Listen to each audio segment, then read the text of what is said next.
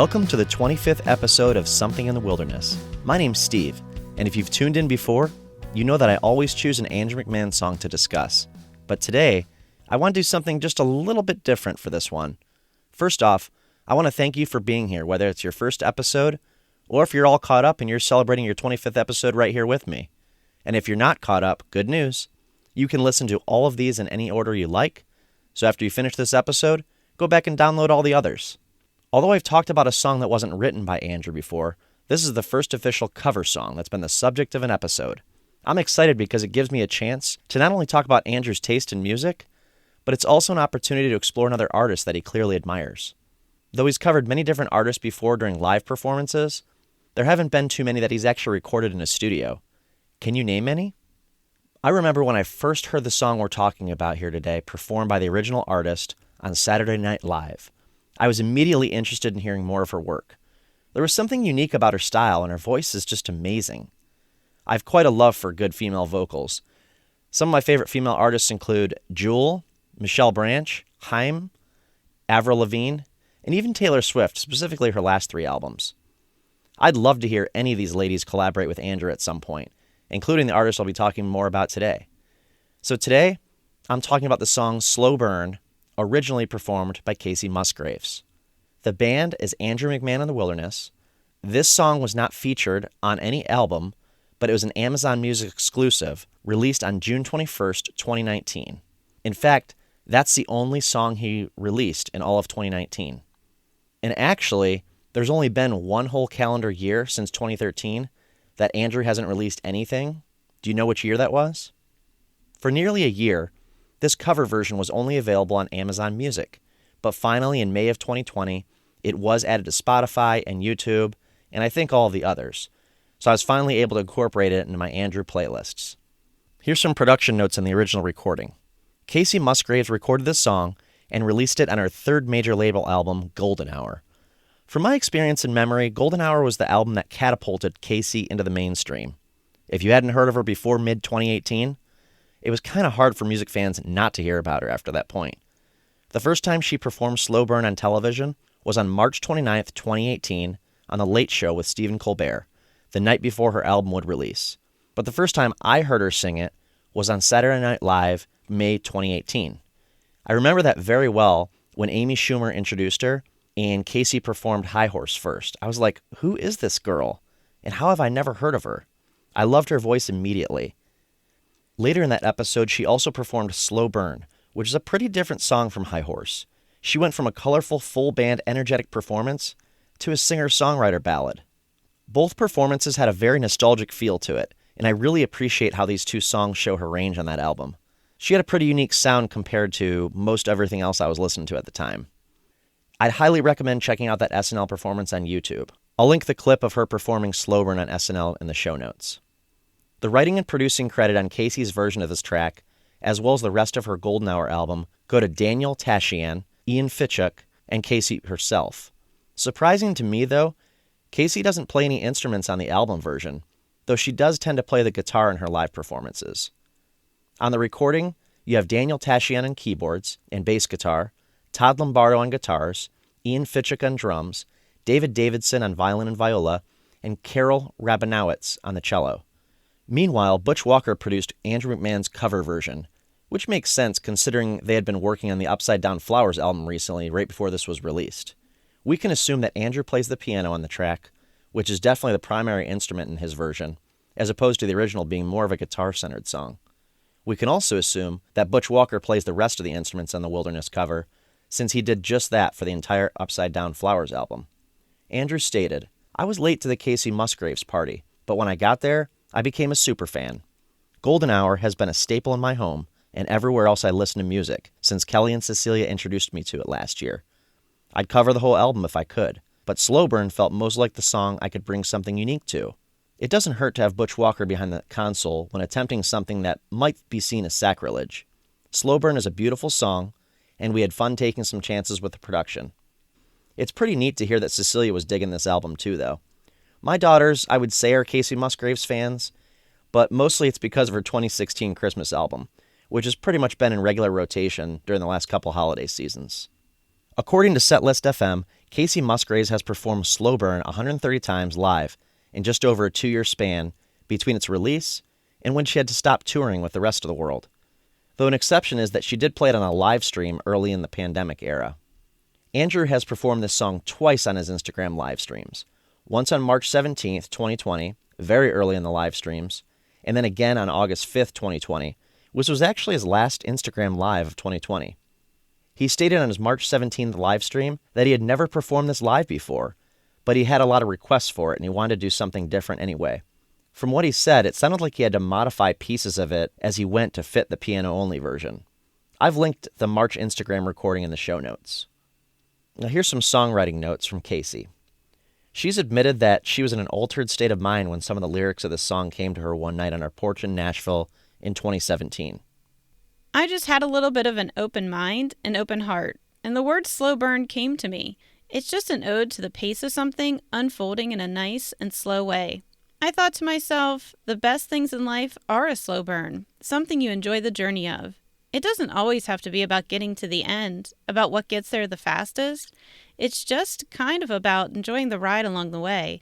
I can apply that to a lot of different areas of my life, like my career, taking my time. Nothing's a race. Do something that's right for you because it feels right. Relationships, friendships. I was thinking, even in the drink in my hand, enjoy it, don't knock it back. That's kind of where it came from. Also, it's one of my most autobiographical songs. It's very personal to me. The opening line of the song, I'm definitely poking a little bit of fun at myself because I was born a month early, and I struggle with having a little bit of a time management issue sometimes. So it's me poking fun at myself in little ways. The next day, she took the idea to her collaborators, Daniel Tashian and Ian Fitchuk. She said that Daniel started strumming a melody, and it wrote itself really fast from there. Try listening to Kacey's version on headphones, preferably some high-quality ones. The acoustics and the production on this track are stellar. You can feel that acoustic guitar and pick out the banjo in that first verse, and since her vocals are so clear and crisp, you can appreciate them more. Even when the bass and drums kick in the beginning of the second verse, it doesn't overwhelm the vocals and the other instruments. I never realized how different the Andrew McMahon in the Wilderness cover was from the original until I heard one right after the other. Even in the way it starts. I love the use of the beats underneath the opening piano notes to really pique your interest. His vocals are echoey when they come in. I have to say I much prefer the crisp vocals they used in the original, but let's face it, Kacey Musgraves and Andrew McMahon have very different vocals and vocal styling, and they modified Andrew's vocals to fit the style of his version. Makes sense. But between the beat and his vocals, it makes for a pretty dark and moody vibe, which I'm into. I'm also really curious about that crazy little keyboard sound in the first verse. It just seems out of nowhere, but I really like it, and I don't think there's an equivalent of it in the original. Just like the original, though, the second verse has a lot more instruments than the first. I hear that in several Andrew McMahon in the Wilderness songs, though. In fact, I think there's a lot of trademark Wilderness sounds in this version, which I love. I love it when an artist stays faithful to the original in a cover, but puts in their own flavor. Like, you can definitely tell it's an Andrew McMahon in the Wilderness song, or his version of someone else's song. The main thing I like better about Andrew's version, though, is the bridge that goes into the Old Soul line. I don't think it's necessarily his vocals or piano, but probably more Butch's production here. Then Andrew returns to paying tribute to Kacey's version with the last few lines. Speaking of lines, a lot of the lyrics are autobiographical as she stated, especially the first few. Maybe it's because the last few lines of the first verse are a bit more cryptic, but it becomes more like poetry as the song goes on. I love this first verse, though. Born in a hurry, always late, haven't been early since '88. Texas is hot, I can be cold. Grandma cried when I pierced my nose. Good in a glass, good on green, good when you're putting your hands all over me. I think these lines speak to a rebellious behavior. Anyway, that's how I interpret it. Good in a glass and good on green wasn't immediately clear to me until I read Kacey's own description of her song. Since it was written while she was tripping, I'm assuming the glass is liquor and the green is weed. She doesn't seem to keep any secrets about the fact that she likes to indulge with substances, and she references this in other songs too. You could say she has that in common with Andrew based upon some of his stories of growing up. In writing particular songs, we've heard about that from him. I also want to point out here, though, that Kacey references her grandma in the song, and I know a little bit about each of her grandmothers. One's a very tragic story, though. Kacey's mom's mother had a house fire just before Christmas in 2014. Though the grandmother was able to call 911 when it began, she tragically did not make it out alive. Casey has stated that Christmas has never been the same for her family since this incident, but she does believe her grandmother's spirit visits her from time to time. This tragic incident also explains the title and the lyrics to the song from her Christmas album, Christmas Always Makes Me Cry. On a lighter and related note, if you happen to catch her Christmas special in 2019, which is still available on Amazon Prime, by the way, her grandmother on her father's side was a guest on that show. And if you haven't watched it and you like that sort of thing, like Kacey Musgraves or Christmas music, family-friendly Christmas specials in general, I'd check it out. Our whole family really enjoyed it. Grandma Musgraves was adorable. So I could guess which grandma she's referencing in Slow Burn, but I'm really not sure. Maybe it's just a nod to both of them. The second verse is equally well written to me, but not quite as autobiographical. It's more of this in this moment, stream of consciousness thoughts sort of writing. She sings, "In Tennessee, the sun's going down, but in Beijing, they're heading out to work. You know the bar down the street don't close for an hour. We should take a walk and look at all the flowers." I love that last line. We should all follow that advice whenever we can. Make time to take a walk with someone that's important to you and live in that moment. Just enjoy what you see and how it feels along the way. And did you notice that there's an Andrew McMahon lyric that is very similar to that line? I'm not saying the idea came from Andrew or anything, but I think it may demonstrate how similar maybe they are in their style. Casey's Slow Burn says, "You know the bar down the street don't close for an hour. We should take a walk and look at all the flowers." Do you remember this Jack's Mannequin lyric from 2008? "And the bars are finally closed, so I try living in the moment." Maybe these two lyrics have a similar sentiment. So the chorus of this song, I'm sure, is the most memorable part of the song for most people. Though it is a ballad, the hook, including the title of the song, is very catchy, and the lyrics in the chorus are general enough that you can kind of make your own interpretation of them. But according to what Casey said, life is a slow burn. Enjoy it while it lasts, and live the way you want without hurting anybody else. Because we only get one life. It'll come to an end for all of us eventually, but it's about the journey, not the destination. My favorite lyrics in the song, though, come after the second chorus. I guess it's because the lyrics are most relatable for me personally. Old soul, waiting my turn. I know a few things, but I still got a lot to learn. Every day and every week and every month and every year, I feel like I'm learning more about myself, more about who I am, who I want to be, and about what I want to leave behind in this world for my children, and then for others who will never even know me. Most of my legacy will be my own children, and I'm really good with that. But it's a cool concept that our lives and our minds are constantly changing, and who we are is constantly changing. Life is a slow burn. Andrew's written a lot of very personal lyrics that reflect on his own life, who he was, who he is, and the impact of his own life. It's plain to see why this particular song is relatable to him. So you can certainly find plenty of other covers of the song out on the internet. In fact, as it turns out, this is a super popular song to cover, especially for aspiring YouTube musicians.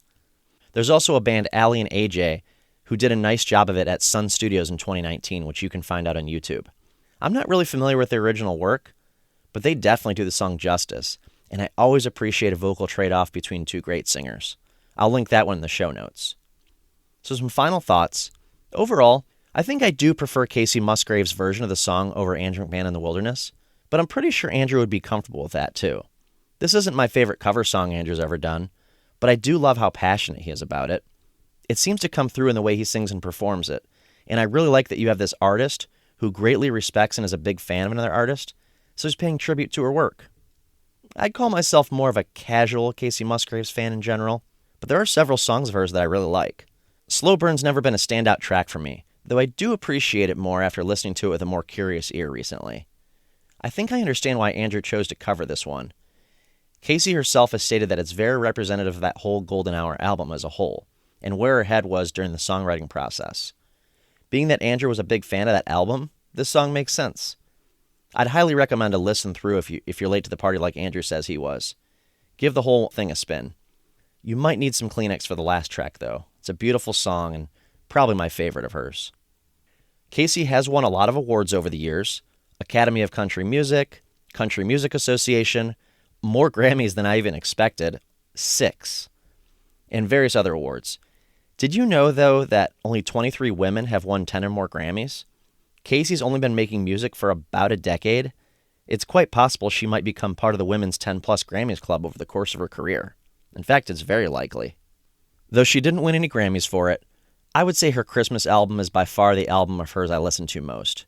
She puts her own flavor on some old classics, and in my opinion, her original songs from that collection are some of her best. Fair warning, if you knock on our door between Thanksgiving and Christmas and you hear Ribbons and Bows playing loudly, you might want to wait until the dance party's over before knocking.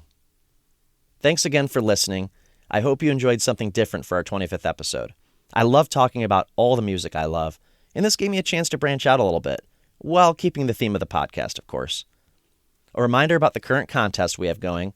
All you have to do is rate the show on any app, including Apple Podcasts, screenshot that rating, then either email it or DM it to me on Instagram, Facebook, or Twitter. Then at the end of the summer, I'll randomly select one person to send a t-shirt to. And hey, if you want a guest on the show to discuss a song, email me at somethinginthewilderness@gmail.com.